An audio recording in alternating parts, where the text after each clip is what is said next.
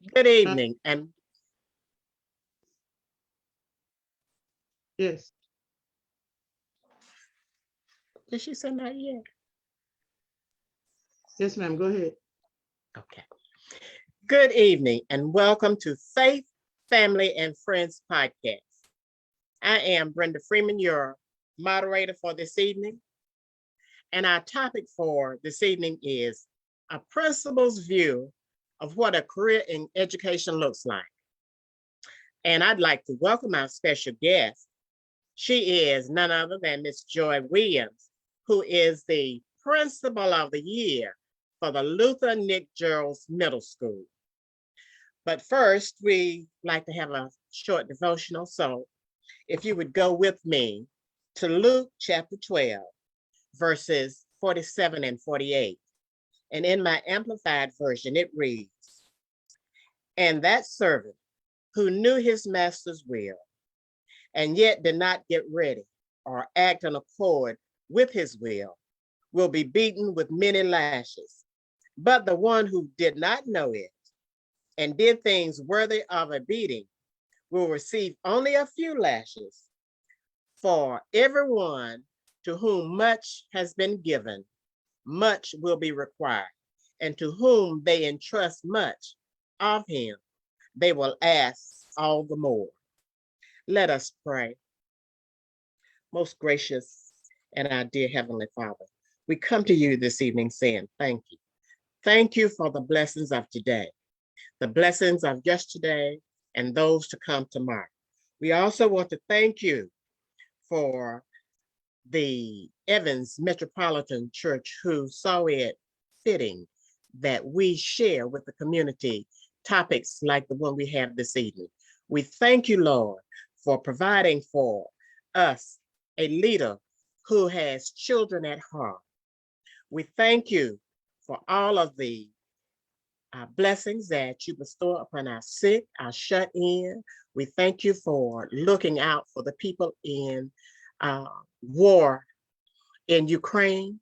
We ask a special blessing for those souls that they might be able to enjoy life as you would have them to do it. These and all blessings we ask in your son's name. Amen. Well, Miss Joy Williams, tell us a little about yourself and how you got started in your career in education. Okay, well, I am Joy Williams. I am currently principal at the Luther Nick Gerald's Middle School here in Fayetteville. I am the reigning principal of the year. I have been in education for 23 years. I began my educational experience as an English teacher and social studies teacher at Douglas Byrd Middle School, where I started teaching 6th grade.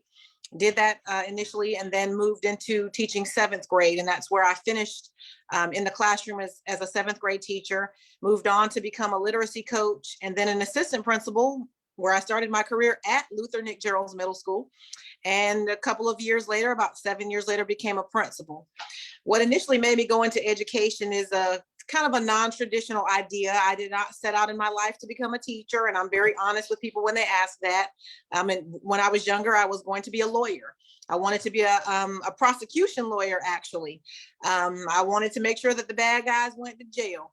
Well, that idea changed when I got to college, and I decided that I would do something a little bit more groovy, I guess, and start to study that which I love, which was English. I love literature and talking about it and analyzing it. And then when I graduated with an English degree, I realized I had nothing that I was going to be able to do with it.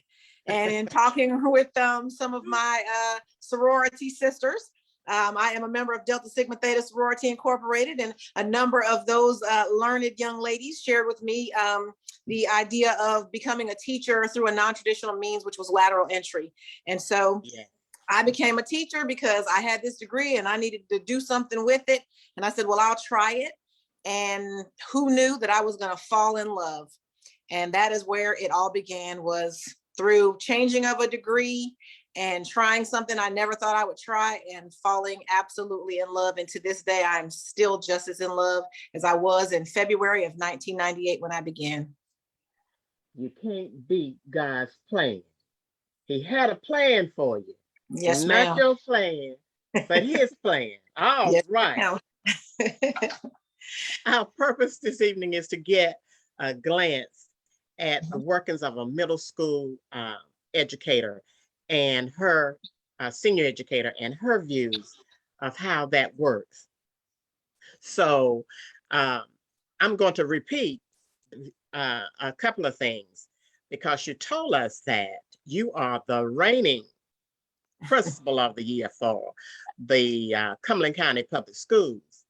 And with that, I know that a lot of perks and kudos and high accolades come with that. I know that the children love bragging rights. My principal is. And I hope the staff loves bragging rights too. So tell us a little bit about um, the things that come with being principal of the year as it relates to your staff and your students and you. Well, of course, with the designation as principal of the year, the school system and a number of the sponsors do provide the winner with, a number of really great prizes. Of course, the winner receives some money for themselves to do something nice for themselves. You do receive a ring. I'm waiting on my ring actually from Jostens. We did get money for the school, and I'm still holding on that money to spend on something really nice for the outside facade of our building. Of course, the grand bragging rights. You're absolutely correct that my students were very excited that their principal was named principal of the year, but nobody has shown me more excitement and support about this win than the very people that I dedicated the win to, and that's the staff at Luther Nick Gerald's Middle School. They have been nothing but supportive of me from the time I was nominated all the way until the time that I won. And I was just so excited. Aside from the money and the ring and that sort of thing, those things are great, but nothing made me feel, and still makes me feel to this moment, more proud. There's no greater prize than me being able to tell our school we won, that we finally win. And every day that I am principal of the year, that is what motivates me, is that we won, not I, but we. So I'm sure that they're proud. I'm just proud that I represented for them and brought the win for them. And I'm excited for them, all of them, the students and the teachers. And yes, it is important that the students and your staff can see and feel a win. A Yes, win will put the wind beneath your wings, and they will see you and decide, I can fly, and will yeah. take off and fly. All right, well, we're going to get right on into a few questions because I know there's some things that a lot of people would like to know. So we know what made you go into education. It was a career change for you. Was there someone who impacted you as a student more than anyone else? I was thinking about that earlier today, and I would have to say it was one of my teachers in the 6th grade. I'm a product of Cumberland County Schools. I went to Sherwood Park Elementary School, and my 6th grade teacher, Miss Clanton, is probably the person that impacted me the most. She was my math teacher, and Miss Clanton, not only did she teach very well, I definitely learned in her class, but when I became a teacher, if I had to model what I thought classroom management and relationships with students look like, and just instruction and how you deliver it in a way that helps students to receive it and retain it, it would have been Miss Clanton. You were going to learn math in her classroom. You weren't going to run around. You weren't in there cutting up. Miss Clanton ran her classroom very effectively, but she was consistent and she was fair. So if you did something in class, you knew that whatever that consequence was, you kind of deserved it because you watched everybody else receive that same consequence. So you never felt like you weren't getting a fair shake in her classroom. And she let us know that, that what she was doing for us in her classroom was for our good. And so when I became a teacher, I would kind of harken back to Miss Clanton's class and what she did.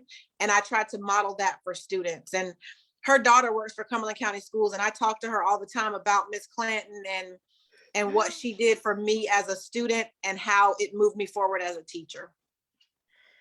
And that does my heart good, because Miss Clanton was a member of Evans Metropolitan. And when I moved my membership there, she was one of the ones who welcomed me with open arms.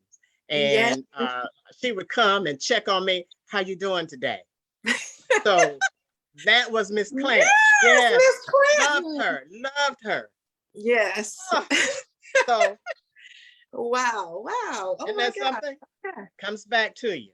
Yes, ma'am. What advice would you give a new teacher starting out? Brand new teacher and a little shaky and not sure of themselves. What advice would you give them? I would tell them that they have walked into probably one of the most challenging careers that there is. To know that there are going to be some really rough days. There's going to be some days when you want to walk away from it all. It's a lot of work in year one, more work than years 2 and all the way to retirement. Year 1 is the most work that you're going to do, but just stay the course. Ask questions. Please ask questions. There are not too many questions that you can ask. We want to help you as administrators. We want to see you succeed. So please come to us and ask those questions. And then at the same time, tell us what we need to do to support you. Because if there's you, there's 25 others just like you who are out there, maybe struggling a little bit. And we need to know what we can do, how we can be better in order to make you great. And that you need to make sure that you establish relationships with students. You're not just here to teach a subject, but you're here to impact the lives of children. And some child is going to go home that day with just remembrance of the smile that you gave them or a kind word. And for some of them, that's all that they have to hold on to. So just know that you're impacting the lives of children every day that you come in there. And without you, it is certainly a loss. And that is so true. You never know what little thing will impact a child, and they will take it all the way. They'll start at the bottom and soar to the top based on some small thing. So that leads me right into my next question. So what advice would you give to a person who says, this is it, I'm gonna throw up my hands, I can't do this anymore, I'm gonna move on to something else? Nothing is easier, but they will say, I'm just gonna move on. So what would you tell them? I have actually had that conversation this year with a teacher who said, I just can't do this anymore. And what I did was sit down with that teacher as well as with my administrative team. We all came together and share with that teacher the impact that they have had on students that they didn't know. Sometimes people don't know how good of a job they're doing until you bring it before them. Sometimes they need to have those things kind of listed for them, that you're doing X, Y, and Z, and did you even recognize? Or tell them things that students have shared with us that they don't even know that they've made an impact. To them, it was very small, but to that student, as we just said a minute ago, it's huge. And so while they may be frustrated in that moment and think, you know what, I'm just not doing anything for the greater good, they have no idea that the good has been great. They just have no idea. And so we need to tell people what kind of a job they're doing and what a loss it will be to children and to children's lives when they walk away. So that is what I sit down and talk to teachers about all the time is, here's what you are doing. Don't concentrate on the things that you feel aren't going well. They're not the sum total of your performance. Let's talk about what is working and try to bring that person back around for another day's try. If we can just come back one more day, then we can make it another day and another day and another day. And the next thing you know, we're years in. And we've got a teacher now headed toward retirement because guess what? They came back and they recognized what they were doing. You are so right. And it will do your heart a world of good for a former student to come up to you and say, you had me at Nick Gerald's Middle School, and you told me that what I was doing was not right, and I needed to clean up my act, and I needed to do this, and this. And because of you, I now have this job. I'm in charge of this. I can do this. it's amazing. It truly is amazing the impact that a teacher can have on a student. Absolutely. Ms. Hill, do we have any questions in the chat? Yes, there are several comments of appreciation and on excellent choice for being principal of the year, and the fact that you recognized Miss Clanton was acknowledged in the chat. So everyone is pleased with the comments that you have already made. Very good. Now, you touched on lightly, Ms. Williams, a couple of the things that you all do to support teachers. Are there any other things that a teacher would want you to do for them that you're aware of? If you had $1 million, I know you would do everything.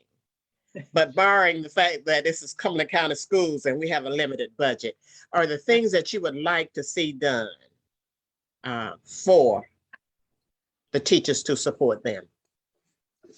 Sure. I mean, of course, we're in a tough time economically. I would love to be able to command, salaries, for teachers and definitely increase everyone's pay.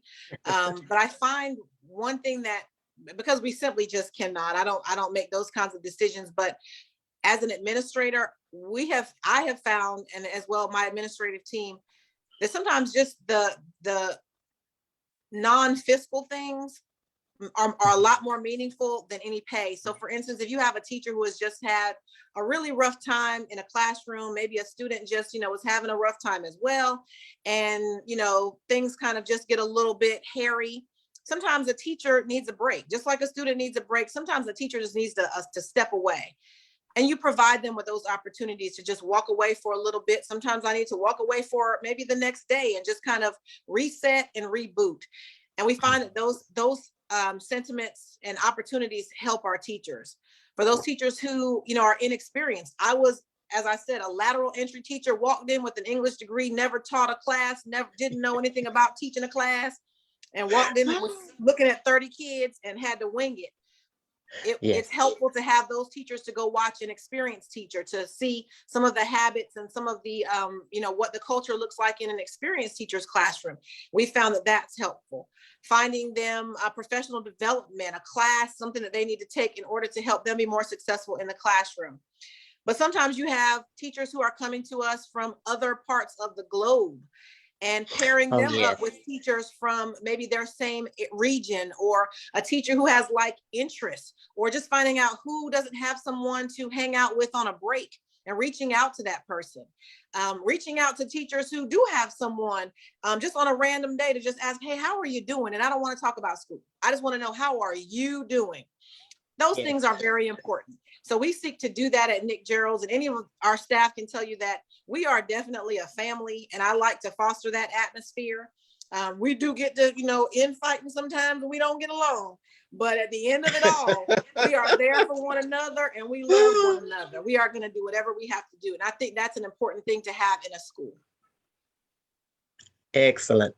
So tell me what a good day at Nick Gerald's looks like. A really super day.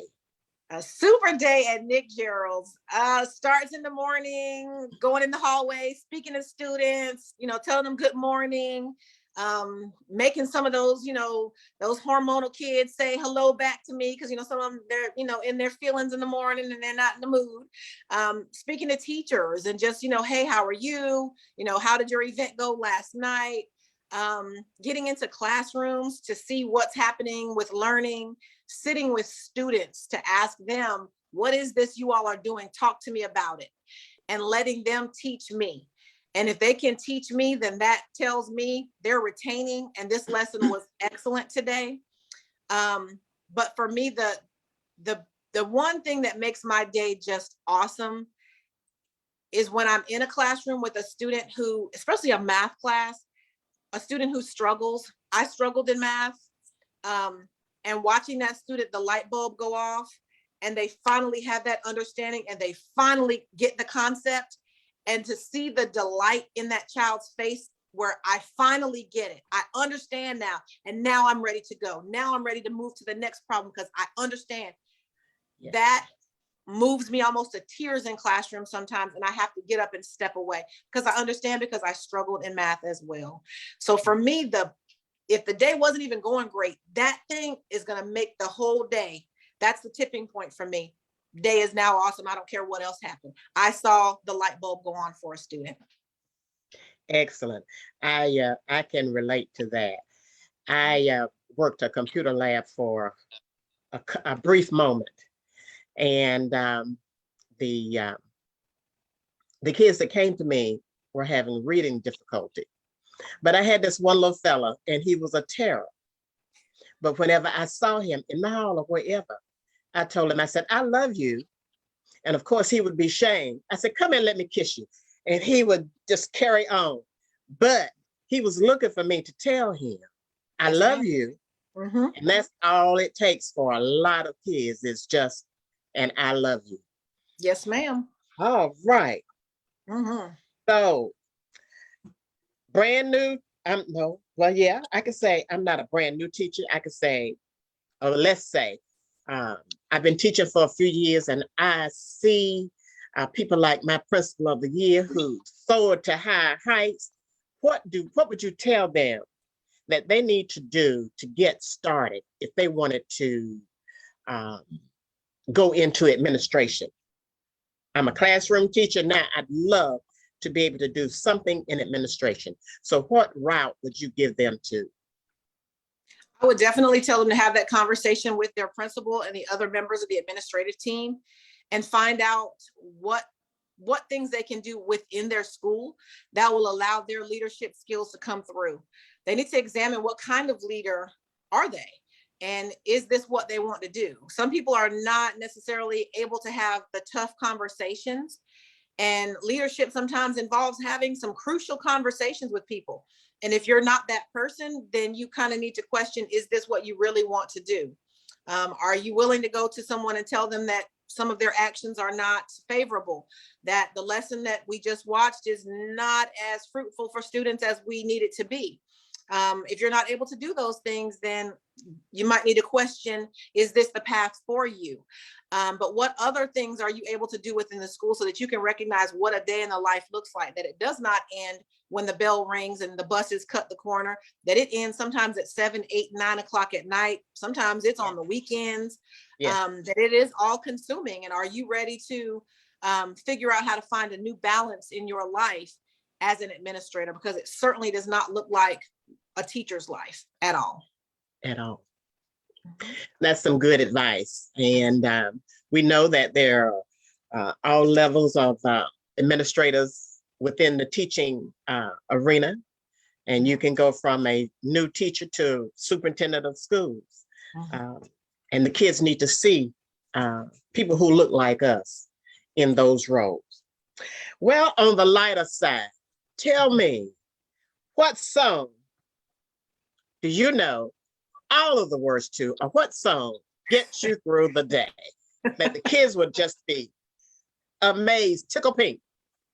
Oh my goodness. My students would probably get a kick out of knowing that I know all the words to the show by Dougie Fresh and the Get Fresh crew. They probably would find that hilarious because they think that I am old as the Crypt Keeper. So they probably would just howl with laughter if they at all could hear me sing that or rap along with Dougie Fresh. So. So, well, all right then. You'll have to surprise them one day. Oh. Play Dougie Fresh on the intercom One and day, do a couple of one lines. day. Yes. So they can say, who is that? No, that's not Principal Williams. It's me. Very good. All right. Is there anything else that you'd like to share with us about Nick Gerald's, Principal Williams, and the students over at Nick Gerald's and the staff? I try to tell everybody that I can that Nick Gerald's Middle School is probably the one place that of all the schools that I've worked at, where I just love. For me, leaving as an assistant principal and coming back as the principal was not like coming to a new place. It was like coming back home. It was like returning back to family. I have a great time every day that I'm at Nick Gerald's. I've never worked with a more supportive staff than the staff at Nick Gerald's Middle School. I love our students at Nick Gerald's Middle School. I advocate for our students. We, are the untapped gems in Cumberland County. As I shared in my Principal of the Year video, we are the diamonds in the rough at Nick Gerald's Middle School, and it's my job to make sure that they shine no matter what obstacles are in the way. Our staff is right along there with me. Again, I am so proud that I was chosen as Principal of the Year, so proud that I'm the principal at the Luther Nick Gerald's Middle School. And I just can't say enough how much I love the staff there and our students. And I just hope that everything that I do makes them proud. Well, I'm quite sure it does. You've got the excitement that it takes to be in charge of a sundry of people, young and old. So we thank you for the job that you do. Ms. Hill, do we have some questions in the chat? Yes, ma'am. Yes, ma'am. A lot of congratulatory messages, but there's one message here. What changes in education have you observed during your 23-year tenure? I would probably say the biggest change that I have seen is the implementation of technology and almost its total takeover. Where, once upon a time we had textbooks and we were using a lot of print-rich items. Now that has kind of gone the way of the dinosaur. And that is something that 23 years ago, I would have never imagined. I came in as a teacher using an overhead projector and graduated to a smart board that was shared. And now the smart board is almost obsolete. And you have teachers walking around with laptops and children as well.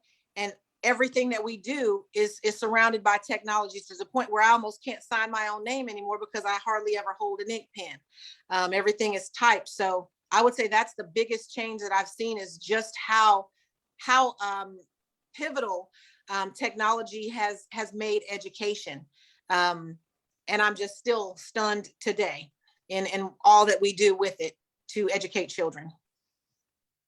Excellent. All right, Ms. Hill, any others? Yes. Well, there's a special message from the pastor of Evans Metropolitan AME Zion Church. Want to congratulate you on your achievement of becoming the Principal of the Year, and you being a great conversation that's needed for this moment, he stated. Thank you very much. Thank you. I appreciate that.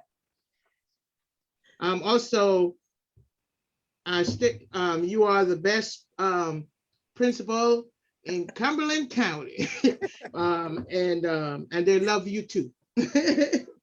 Thank you. Excellent. Excellent. That's what we like to hear.